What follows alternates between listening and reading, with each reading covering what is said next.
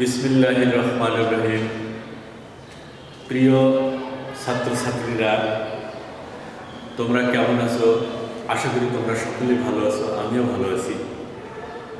গতদিনে আমি তোমাদের গতির সমীকরণ লিখে দিয়েছিলাম। সেই সমীকরণগুলো তোমাদের এখন কাজে লাগবে এবং এই সমীকরণগুলোর উপর ভিত্তি করে অনেকগুলো অঙ্ক করতে হবে, ম্যাথমেটিক্যাল প্রবলেম করতে হবে। আমি আজকে নতুন একটা জিনিস পড়াবো, এর নাম হলো প্রাস।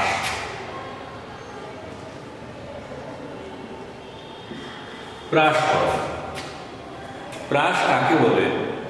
কোনো একটি বস্তুকে অনুভূমিকের সাপেক্ষে তির্যকভাবে শূন্যে নিক্ষেপ করা হলে, কোনো একটা বস্তুকে অনুভূমিকের সাপেক্ষে তির্যকভাবে শূন্যে নিক্ষেপ করা হলে সেই বস্তুটাকে প্রাস বা প্রজেক্টাইল বা প্রক্ষেপক।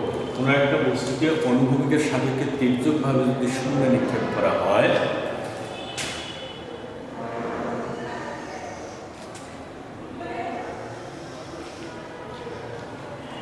চিত্রটি লক্ষ্য করো সবাই। ও এক্স ওয়াই, অর্থাৎ প্রাস হচ্ছে দুই মাত্রার গতি, এক্স অক্ষ থাকবে আর ওয়াই অক্ষ থাকবে। কোনো একটা বস্তুকে অনুভূমিকের সাপেক্ষে, মানে এক্স অক্ষের সাপেক্ষে, কোনো একটা বস্তুকে অনুভূমিকের সাপেক্ষে অর্থাৎ এক্স অক্ষের সাপেক্ষে যদি শূন্যে নিক্ষেপ করা হয় তার নাম হলো প্রাস। এরকম খেয়াল করে সবাই যে কোনো একটা বস্তুকে অনুভূমিকের সাপেক্ষে তির্যকভাবে শূন্যে নিক্ষেপ করা হলে, কোনো একটা বস্তুকে অনুভূমিকের সাপেক্ষে তির্যকভাবে শূন্যে নিক্ষেপ করা হলে তাকে প্রাস বা প্রক্ষেপক বলে। অর্থাৎ দেখো, এখানে V0 আদিবেগে নিক্ষেপ করা হয়েছে এবং টি সময় পর প্রাসটি pxy অবস্থানে যায়। দেখো, তাহলে প্রথমে আমাদের করতে হবে প্রাস কাকে। দুই নম্বর সংজ্ঞা আমাদের করতে হবে নিক্ষেপণ বিন্দু। এইসব পড়া কিন্তু তোমাদের সুন্দর করে কমপ্লিট করে রাখতে হবে। প্রাস সংক্রান্ত পড়া। কোনো একটা প্রাসকে যে বিন্দু থেকে নিক্ষেপ করা হয়, চিত্রে লক্ষ্য করো ও বিন্দু হলো নিক্ষেপণ বিন্দু। কোনো একটা প্রাসকে যে বিন্দু থেকে শূন্যে নিক্ষেপ করা হয় সেই বিন্দুর নামে হচ্ছে কি নিক্ষেপণ বিন্দু। এরপর পতন বিন্দু। পতন বিন্দু কাকে বলে? যে কোনো একটা প্রাস ভূমির যে বিন্দুতে পতিত হয়, যে বিন্দুতে পড়ে যায়, মনে করো এই বিন্দুতে প্রাসটা পড়ে গেছে, তাহলে কোনো একটা প্রাস ভূমির যে বিন্দুতে পড়ে যায় সেই বিন্দুর নাম হচ্ছে কি পতন বিন্দু। এরপর 4 নম্বর আমরা যে জিনিসটা পড়বো সেটা হলো বিসরণ পথ। বিসরণ পথ। প্রাস যে পথে চলে, চিত্রে লক্ষ্য করো, আমি তীর চিহ্ন দিচ্ছি, এই যে পথটা, এই পথের নামই হলো বিসরণ পথ। প্রাস যে পথে চলে অর্থাৎ প্রাস চলার পথকে বলা হবে বিসরণ পথ। বিসরণ পথ পড়ার পর এরপর আমাদের আরো সুন্দর করতে হবে। 5 নম্বর বলা যায় বিসরণ কাল। কাল শব্দের অর্থ হচ্ছে সময়। কোনো একটা প্রাসের বিসরণ পথ যেতে যে সময় লাগে তার নাম বিসরণ কাল। অর্থাৎ লক্ষ্য করো, ও পি এ, এই পথটা যেতে যে সময় লাগে, তার নাম হচ্ছে কি বিসরণ কাল। ও পি এ, এই পথটা যেতে যে সময় লাগবে তার নাম হলো বিসরণ কাল। এরপর 6 নম্বর সংজ্ঞা যদি আমরা দেখতে পাই সেটা হচ্ছে পাল্লা। পাল্লা কোনো একটা প্রাসের নিক্ষেপণ বিন্দু হতে পতন বিন্দু পর্যন্ত যে সরলরৈখিক দূরত্ব, এর নাম হচ্ছে পাল্লা। এই যে 6টা সংজ্ঞা আমি প্রাস সংক্রান্ত তোমাদের লিখে দিলাম, এই 6টা সংজ্ঞা তোমাদের ভালো করে পড়তে হবে।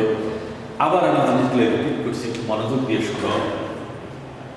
অনুভূমিকের সাপেক্ষে তির্যকভাবে যখন কোনো একটা বস্তুকে শূন্যে নিক্ষেপ করা হয়, অনুভূমিকের সাপেক্ষে তির্যকভাবে যখন কোনো বস্তুকে শূন্যে নিক্ষেপ করা হয় তার নাম হচ্ছে প্রাস। অনুভূমিকের সাপেক্ষে তির্যকভাবে যখন কোনো বস্তুকে শূন্যে নিক্ষেপ করা হয়, খেয়াল করে এখানে শূন্যে নিক্ষেপ করা হয়েছে, তির্যক মানে বাঁকা অনুভূমিকের সাপেক্ষে তির্যকভাবে যখন কোনো বস্তুকে শূন্যে নিক্ষেপ করা হয় তাকে প্রাস।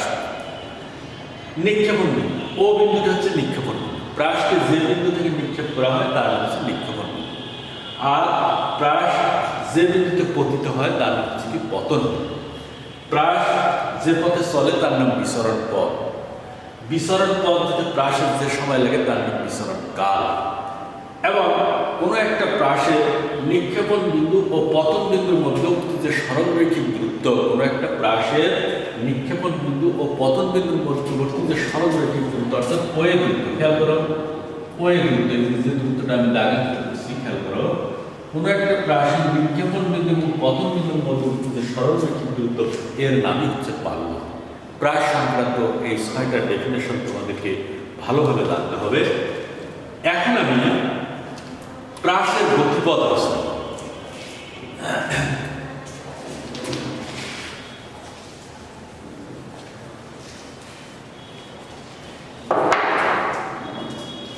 এই যে প্রাসের সূত্র রেখেছি, এই প্রাসের গতিপথ কেমন হবে?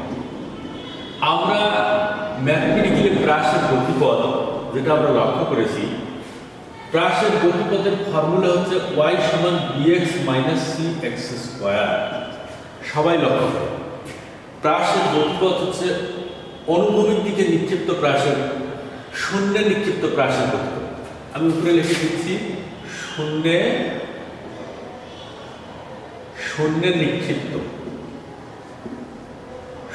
নিক্ষিপ্ত প্রাসের গতিপথ y সমান bx মাইনাস cx স্কোয়ার। এখানে b একটা ধ্রুব রাশি, c একটা ধ্রুব রাশি। পরবর্তী লাইনে যদি আমরা যাই, y সমান b এর জন্য লেখা হয় tan theta into x minus c এর জন্য লেখা হয় g divided 2 v not square cos square theta into x square. এবং এই অ্যাঙ্গেলটা যদি থিটা হয় তাহলে কোনো একটা প্রাসের গতিপথ শূন্যে নিক্ষিপ্ত প্রাসের গতিপথ y সমান bx মাইনাস cx স্কয়ার, অর্থাৎ y সমান b একটা ধ্রুব সংখ্যা, এই b ধ্রুব সংখ্যার জন্য tan থিটা বসানো হয়, c আর একটা ধ্রুব সংখ্যা, এর জন্য এই পুরা জিনিসটা অর্থাৎ g divided 2 v not square cos square theta, এটা হলো প্রাসের গতিপথের সমীকরণ। এবং প্রাসের গতিপথের সমীকরণ থেকে আমরা বলতে পারি প্রাসের গতিপথ অধিবৃত্তাকার। প্রাসের গতিপথ অধিবৃত্তাকার বা প্যারাবোলা। প্রাসের গতিপথ অধিবৃত্তাকার বা প্যারাবোলা, এটা তোমাদের মনে রাখতে হবে যে বিভিন্ন সময় প্রাসের গতিপথ অধিবৃত্তাকার বা প্যারাবোলা। এটা একটা প্রাস। আবার যদি কোনো একটা প্রাসকে অনুভূমিক দিকে যদি নিক্ষিপ্ত হয়, অনুভূমিক দিকে, যাই হোক অনুভূমিক দিকে নিক্ষিপ্ত হলে তখন একটু চেঞ্জ হবে। সে সমীকরণটা তোমাদের দেখিয়ে দিই, একটু দেখে নাও তোমরা। প্রাস দুই রকম হতে পারে, একটা হলো ভূমি থেকে শূন্যে নিক্ষিপ্ত, আর একটা হচ্ছে উপর থেকে অনুভূমিক দিকে নিক্ষিপ্ত। অর্থাৎ এরকম মনে করো 10 তলা বিল্ডিং এর ছাদ, এখান থেকে একটা প্রাসকে কি করা হলো, নিক্ষেপ করা হলো। টি সময় পর প্রাসটি pxy অবস্থানে যায়। এটা একটা প্রাস, একটা বিল্ডিং, অর্থাৎ আমরা এখানে হেডিং লিখে দেব অনুভূমিক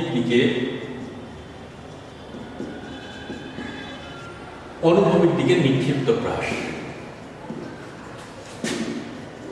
প্রাসের পুরো একটা প্রাস কে v0 আদি বেগে, কোনো একটা প্রাসকে v0 আদি বেগে অনুভূমিক দিকে নিক্ষিপ্ত করা হলো। এক্ষেত্রে এই প্রাসের সমীকরণ আমরা পাই x square equal to 2 v0 square divided by g into y, x square equal to 4 dy। এই সমীকরণটা হচ্ছে কি অধিবৃত্তের সমীকরণ, অর্থাৎ এটাও একটা প্যারাবোলা বা অধিবৃত্তাকার। আমরা দুই রকম প্রাস দেখতে পাই এবং দুই রকম প্রাসই হলো কি, দুই রকম প্রাসের গতিপথই হচ্ছে অধিবৃত্তাকার। এই দুই ফর্মুলা অর্থাৎ অনুভূমিক দিকে আর শূন্যে নিক্ষিপ্ত, এই দুই সমীকরণ আমাদের বিভিন্ন সময় অঙ্ক করতে কাজে লাগবে। তোমরা বাসায় এগুলো ভালো করে পড়বে, আনুষঙ্গিক বিষয়গুলো একটু পড়বে, আরও একটু আর নেক্সট দিন আমি তোমাদের আরও বিস্তারিত অনেক কিছু পড়াবো। আজকে আপাতত এখানেই শেষ করছি। খোদা হাফেজ, ধন্যবাদ সবাই।